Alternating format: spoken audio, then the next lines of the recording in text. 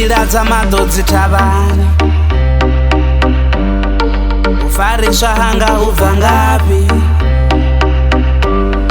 uri ndivevo muthu tshitshavhani?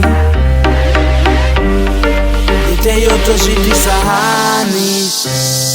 Ndi vhone tshifhaṱuwo tshavho, ndi ḽe na tshilalelo tshavho, ndi lalame shangoni ḽavho, ndi elelwe na ḓuvha ḽavho.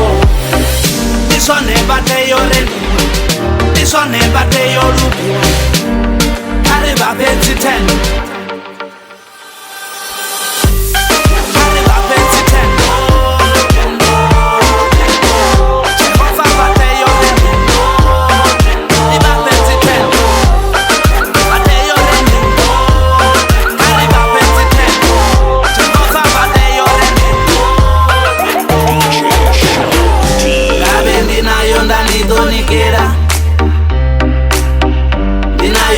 Ndizobvisa chafuno, nditokona uvapa mbilu, murena ndavapa mbilu, murena vafuna mbilu, murena vativa mbilu. Konani yanga yone yone, ndina nyina ndisina yone, ndinenga nthani ya yone, aingatontshandukela. Ndisone vateyo rendiwa, ndisone vateyo luviwa, kare va fhe dzi 10.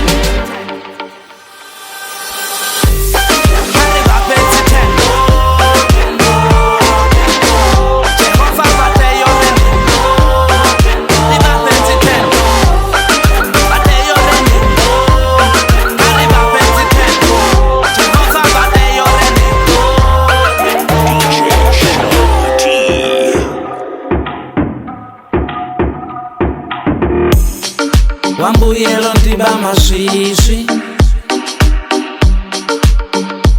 wamparara upawo amba wari ndi nne, ndichedzane wamfuna sa vamwe. Ndisone vateyo lenamwera, ndisone vateyo omfuna, kare vaphe dzi 10. Zimu vanga ndivalini nayo